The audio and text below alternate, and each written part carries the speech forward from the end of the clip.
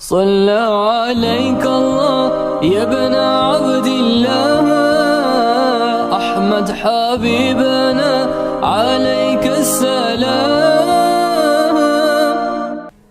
اللہ رب العزت نے قرآن پاک میں یہ سورۃ نور میں بے حیا لوگوں کے لیے جو حیا کے دائرے سے نکل جائیں ان کی سزائیں بھی بیان کی ہیں، اور وہ عورتیں جو اس دائرے سے نکلیں ان کی سزائیں بھی بیان کی ہیں، اور وہ مرد حضرات یا عورتیں جو دوسروں پر بدکاری کی تہمت لگائیں، کسی کی عزت کو اچھالیں، ان کی اللہ رب العزت نے بھی سزائیں بیان کی ہیں کہ یہ اسلام میں ایک بڑا جرم ہے جس کی اللہ رب العزت کے ہاں معافی نہیں ہے۔ اگر کوئی انسان پکڑا جائے اور اس کے گواہ موجود ہوں تو اسلام نے سب سے سخت سزا بدکار اور فحاش انسان کی رکھی ہے۔ اللہ رب العزت سورۃ نور کے شروع میں فرماتے ہیں کہ جب کوئی مرد یا عورت اس بے حیائی کے کام کا ارتکاب کرے، بدکاری کرے، زناکاری میں ملوث ہو جائیں اور گواہ پورے مل جائیں یا خود اقرار کر لیں تو پھر اللہ تعالیٰ فرماتے ہیں اگر وہ شادی شدہ ہوں تو ان کو زندہ سنگسار کیا جائے گا۔ اس دور کے مطابق یہ حکم ہوتا تھا کہ ایک بندے کو ایک گڑھا کھودا جاتا، اس میں مرد یا عورت ہوتا، کھڑا کیا جاتا اور زندہ پتھر مار کر اس کو ہلاک کیا جاتا تھا، اور اگر غیر شادی شدہ ہیں تو ان کے لیے حکم یہ تھا کہ اس کو 100 کوڑے مارے جائیں۔ اس کے بعد حکمران جو مناسب سمجھے اس کو جیلا وطن کر دے، اپنے علاقہ بدر کر دے، یا اس کو جیل میں سزا دے، یہ اس کی ثوابدید پر ہوتا تھا، کیونکہ یہ اللہ کے ہاں عظیم ترین جرائم میں سے ایک جرم ہے۔ اور پھر حضور اکرم صلی اللہ علیہ وسلم نے فرمایا، آپ نے فرمایا کہ ما کان الحیاء فی شیء الا سانہ، کہ جس بھی معاملے میں حیاداری آ جائے وہ اس معاملے کو بہترین بنا دیتی ہے۔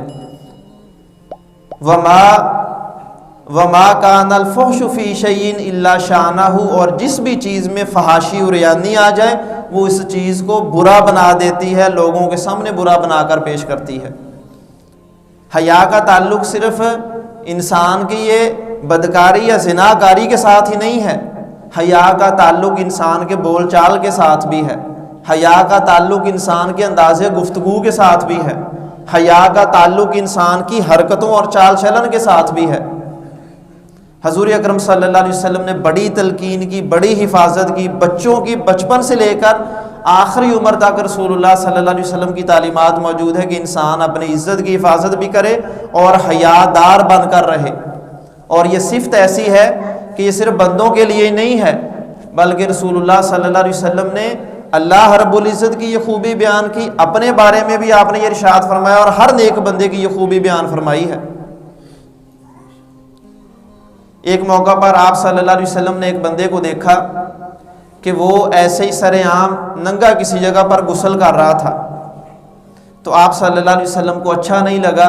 تو آپ مسجد میں آئے، آ کر اللہ کی حمد و ثنا بیان کی، خطبہ دیا، اور اس میں آپ صلی اللہ علیہ وسلم نے فرمایا ان اللہ حیی ستیر،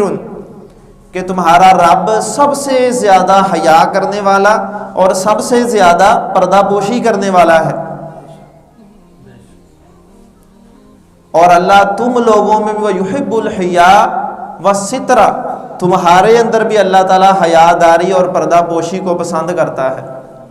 پھر آپ نے فرمایا کہ جب تم میں سے کوئی غسل کرنا چاہے یا اپنی قضائے حاجت کے لیے جائے، اسے چاہیے کہ فلیستتر، وہ لوگوں سے چھپے اور حیا کی حفاظت کرے۔ یہ اللہ کے نبی صلی اللہ علیہ وسلم فرما رہے ہیں کہ تمہارا رب سب سے زیادہ حیادار اور پردہ پوشی کرنے والا۔ جب اللہ کی یہ صفت ہے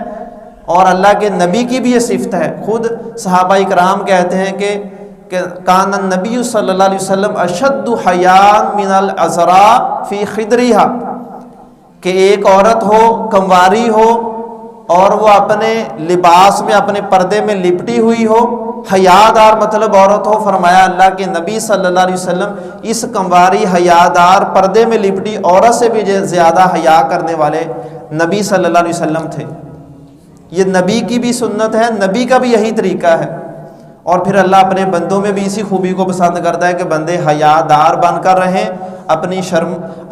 عزت کی حفاظت بھی کریں، اپنے بول چال میں، اپنی زندگی میں تمام معاملات میں حیا کو مد نظر رکھیں۔ جب انسان فحش گو ہو جاتا ہے، اسے ان چیزوں کا لحاظ نہیں رہتا کہ میں نے حیا کو مد نظر رکھنا ہے، تو وہ پھر اللہ کی حدود کو پھلانگتا ہے۔ جو کوئی یہ چاہتا ہے کہ میں ایسا بنوں یا لوگ ایسے بنیں، ان کے لیے بھی رب تعالیٰ نے اپنی کتاب میں بڑی وعید سنائی ہے۔ ان الذین یحبون ان تشیع الفاحشۃ فی الذین آمنوا لہم عذاب علیم فی الدنیا والآخرہ،